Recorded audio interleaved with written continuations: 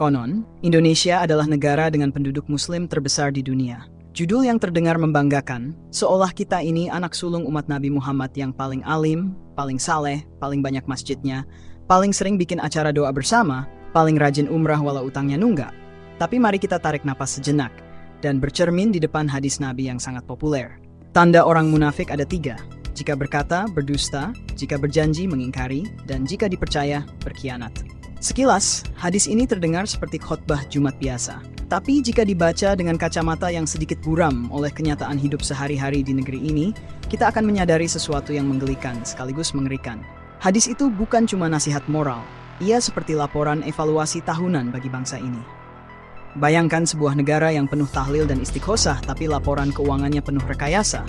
Negara yang penuh baliho caleg dengan slogan Islami, tapi jejak digitalnya lebih penuh dosa daripada riwayat korupsi. Negara yang mewajibkan pendidikan agama di sekolah, tapi guru-gurunya malah harus berdiri di depan kelas sambil menunggu gaji yang tak pernah datang tepat waktu. Ironisnya, semua ini dibungkus dalam kemasan religius yang menawan. Kita ini pandai sekali mencampur aduk agama dengan absurditas. Di tempat lain, agama jadi pedoman hidup. Di sini, agama kadang cuma jadi pelengkap pidato, seperti garnish di nasi kotak rapat DPRD.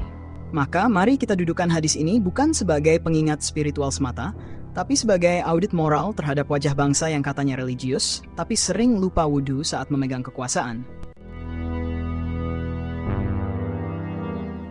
Dalam hadis itu, Nabi tidak mengatakan jika berbohong berdosa. Beliau bilang, jika berkata berdusta. Artinya dusta itu bukan hanya soal isi, tapi sudah menempel pada niat bicara. Saking seringnya bohong jadi kebiasaan, maka setiap kata yang keluar dari mulutnya sudah terkontaminasi.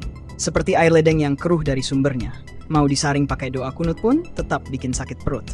Kini, mari kita lihat institusi negara kita yang gemar berbicara, terutama saat konferensi pers, rapat terbuka, atau saat mendekati tahun pemilu. Mereka bicara banyak, tapi kebenaran seringkali cuma jadi bumbu, bukan bahan utama. Statistik dimanipulasi seperti nasi kotak proyek fiktif. Isi laporan banyak, tapi kenyataan di lapangan tinggal tulang ayam. Kita pernah dengar pejabat bilang kemiskinan menurun, padahal warga antre sembako seperti antre tiket konser. Harga naik, tapi katanya inflasi terkendali. Rumah sakit penuh, tapi disebut beban layanan masih normal. Bahkan ketika rakyat protes, yang dipermasalahkan bukan masalahnya, tapi narasi rakyatnya. Di negeri ini, kejujuran adalah bahan baku yang langka. Kalaupun ada, harganya mahal dan sulit diakses. Seperti tanah murah di tengah Jakarta. Yang lucu, rakyat sudah hafal pola kebohongan ini, tapi tetap saja menonton, menunggu, bahkan sesekali memaklumi. Seolah-olah kebohongan adalah bagian dari budaya nasional. Kita tumbuh besar mendengar dongeng, dan saat dewasa kita memilih hidup di dalamnya. Dan seperti sandiwara, tiap aktor negara sudah tahu perannya. Yang satu tugasnya bilang, semua aman. Yang lain bilang, sudah sesuai prosedur. Dan sisanya mengangguk-angguk seperti kursi tamu dalam jumpa pers. Kebenaran? Sudah pensiun dini. Maka jika hari ini kita membaca hadis Nabi soal munafik, jangan buru-buru tunjuk orang. Buka saja lembar laporan negara, atau cukup tonton berita malam. Lalu, tanyakan pada hati sendiri, apakah kita masih bangsa yang berkata, atau bangsa yang berdusta sambil tersenyum? Janji di negeri ini bukan lagi ikatan moral. Ia telah berevolusi menjadi sekadar alat kosmetik menjelang pemilu. Kita hidup dalam republik janji. Mulai dari janji pembangunan sampai janji surga. Dari jembatan ke bulan sampai tol bawah laut. Dari pendidikan gratis sampai utang lunas dalam 100 hari. Tapi setelah terpilih, yang tersisa hanyalah baliho yang sudah luntur. Dan rakyat yang makin sabar karena sudah biasa ditipu. Para calon legislatif, eksekutif, bahkan yang katanya independen, menjanjikan perubahan seolah mereka datang dari langit. Tapi saat duduk di kursi kekuasaan, mereka lebih sering absen dari rapat ketimbang anak SMA yang bolos karena ikut demo. Janji itu seperti spanduk kampanye, besar, penuh warna, tapi mudah sobek oleh hujan realita. Kita pernah dengar janji reformasi, janji pemberantasan korupsi, janji netralitas ASN, janji bahwa kita dengarkan suara rakyat. Tapi anehnya, telinga mereka justru makin tebal, mungkin karena terlalu sering dipakai untuk mendengar pujian sendiri. Dan mata mereka makin rabun, kecuali untuk peluang investasi yang menguntungkan kerabat dekat. Ironisnya, rakyat sudah sangat akrab dengan pola ini. Janji-janji politik diperlakukan seperti obral diskon di pusat perbelanjaan. Tahu itu tipuan, tapi tetap antre. Kita ini bangsa yang tahu dilukai, tapi masih berharap pelaku berubah. Seperti pacar toksik yang tiap minggu minta maaf tapi tidak pernah benar-benar berubah. Janji, dalam politik kita, sudah kehilangan ruhnya. Ia tak lagi punya niat untuk ditepati. Hanya lembaran kata-kata manis yang ditulis di spanduk murahan, dipasang miring di tiang listrik, lalu diturunkan oleh waktu. Dan mungkin oleh KPK kalau sempat.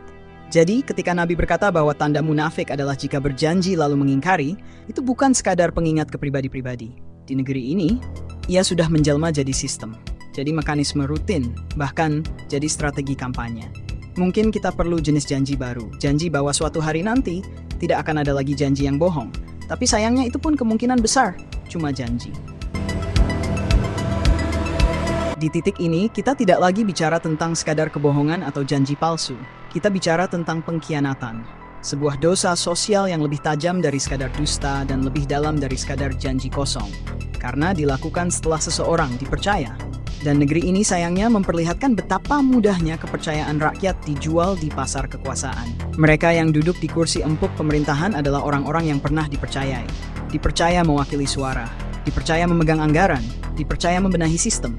Tapi begitu tanda tangan SK turun, banyak dari mereka berubah. Bukan jadi lebih baik, tapi lebih sibuk memperkaya keluarga sendiri.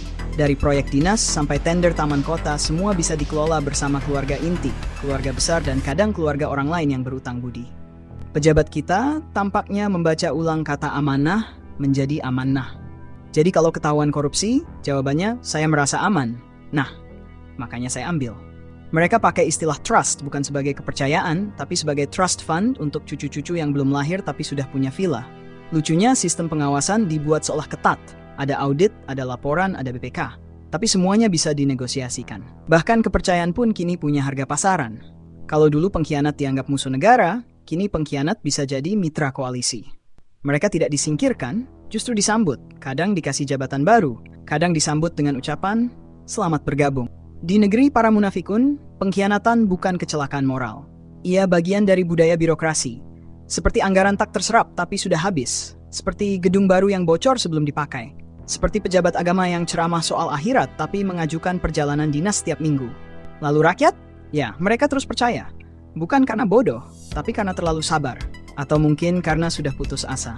Seperti pemilik rumah yang tiap kali kemalingan, tapi tetap tidak ganti kunci. Maka jika Nabi menyebut bahwa tanda orang munafik adalah berkhianat saat dipercaya, mungkin hari ini hadis itu bukan lagi peringatan personal. Ia sudah berubah menjadi gambaran struktural, dari atas sampai bawah, dari menteri sampai lurah, dari lembaga keuangan sampai koperasi RT. Munafik itu bukan orang yang tak salat. Justru menurut surat An-Nisa ayat 142, mereka salat, tapi malas dan tujuannya bukan Allah, melainkan dilihat manusia. Ini bukan tuduhan, tapi keterangan langsung dari langit. Dan ketika kita membaca ayat ini, tak bisa tidak. Pikiran kita langsung pergi ke banyak pejabat yang salatnya selalu diabadikan kamera. Tak pernah telat di foto, meski kadang telat ke masjid. Mereka datang ke soft terdepan dengan sorban rapi, baju koko licin seperti kertas sertifikat, dan wajah penuh khusyuk yang entah untuk Tuhan atau untuk media. Di negeri ini, kesalehan bukan lagi urusan hati, tapi bagian dari strategi citra diri. Salat berjamaah dijadikan backdrop, bukan ibadah. Bahkan tak jarang fotonya duluan naik ke media sosial sebelum salam kedua selesai. Kita hidup di zaman ketika agama bisa dikonversi jadi suara politik. Salat Jumat bukan lagi tempat merenungi dosa, tapi momen berjejaring. Masjid menjadi ruang press conference tanpa mikrofon. Dan khutbah Jumat pun bisa dipilih. Yang terlalu keras diganti, yang terlalu netral disukai, yang terlalu jujur di blacklist. Pejabat kita kadang lebih rajin datang ke pengajian daripada rapat kerja. Tapi kehadirannya lebih mirip kunjungan dinas ketimbang pencarian makna. Seolah Tuhan bisa diyakinkan dengan hadirnya mereka di soft pertama padahal di kantor mereka adalah imam korupsi berjamaah. Dan yang lebih miris, rakyat kadang terpesona. Kesalehan palsu lebih mudah diterima ketimbang kejujuran yang pahit. Kita mudah luluh oleh gambar seorang gubernur menangis di sajadah, tapi lupa memeriksa laporan anggaran masjid yang bocor setiap bulan Ramadan. Kemunafikan zaman ini bukan hanya soal akidah, tapi soal estetika. Yang penting terlihat sujud. Tak masalah kalau setelahnya tanda tangan proyek fiktif. Yang penting tampil religius. Tak masalah kalau esoknya menekan regulasi yang menindas. Munafik bukan tak bisa membaca ayat, justru mereka hafal. Tapi seperti aktor yang hafal naskah, mereka membacanya demi peran, bukan karena iman. Mereka beribadah seperti pegawai absen fingerprint, yang penting terekam sistem, bukan karena cinta.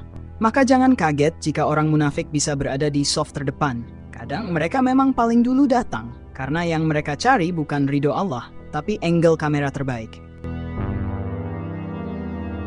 Kalau sebelumnya kita banyak menyorot penguasa, maka sekarang saatnya kita menghadap cermin. Rakyatnya bagaimana? Karena di negeri para munafikun, kebusukan bukan cuma turun dari atas, ia juga disiram pupuk dari bawah. Dalam sistem yang katanya demokrasi ini, suara rakyat adalah segalanya. Tapi di lapangan, suara itu bisa dibeli, murah. 50.000 selembar sarung, atau paket sembako menjelang coblosan. Maka demokrasi kita bukan ajang memilih yang terbaik, tapi lelang massal, siapa yang paling banyak bayar, dia yang naik. Kita sering marah kalau pejabat beli jabatan. Tapi anehnya, kita tidak marah saat suara kita sendiri kita jual. Kita mencibir korupsi, tapi kita sendiri tawarkan dukungan dengan embel-embel. Wani Piro. Yang lebih menyedihkan, bukan hanya pemilih yang menjual suara, tapi juga menjual prinsip. Ada yang dulu menolak keras satu calon, lalu berubah mendukung setelah diberi proyek. Ada tokoh agama yang suaranya bisa berubah sesuai arah angin politik dan arah isi amplop. Tak sedikit pula masyarakat yang dengan bangga berkata, yang penting sekarang, siapa yang bisa kasih saya untung, bukan siapa yang jujur. Maka lahirlah sistem sosial yang bukan dibangun di atas nilai, tapi di atas nilai tukar. Bahkan Pancasila pun bisa dilupakan sementara, asal harga cocok. Dan setelah mereka terpilih, kita kaget ketika mereka jual-jual jabatan. Padahal sebelumnya, kitalah yang lebih dulu menjual suara. Maka jangan heran jika yang duduk nanti bukan pemimpin, tapi pedagang. Karena dari awal rakyatnya bukan memilih, tapi menjual. Ini bukan lagi soal rusaknya elit. Ini soal bobroknya fondasi. Kalau akar demokrasi kita sudah dicampur dengan amplop dan sembako basi, maka jangan harap akan tumbuh pohon keadilan. Yang tumbuh hanyalah pohon-pohon tua berdaun janji dan berbuah omong kosong. Dan beginilah akhirnya sebuah bangsa hidup dalam paradoks. Rajin berdoa agar pemimpin tak lagi munafik, tapi tiap pemilu justru memilihnya kembali. Kita mencaci sistem, tapi tetap merawatnya dengan amplop dan bisik-bisik sogokan. Kita bicara tentang iman, tapi bersalaman dengan kebohongan setiap hari. Di negeri ini, kejujuran seringkali jadi tamu yang tidak diundang. Dan ketika datang pun, ia cuma duduk sebentar, lalu pergi tanpa pamit, karena tahu tak ada tempat untuknya di meja kekuasaan. Maka jangan salahkan langit jika bangsa ini terus diterpa badai, karena sebelum langit murka, nurani kita sudah lebih dulu mati.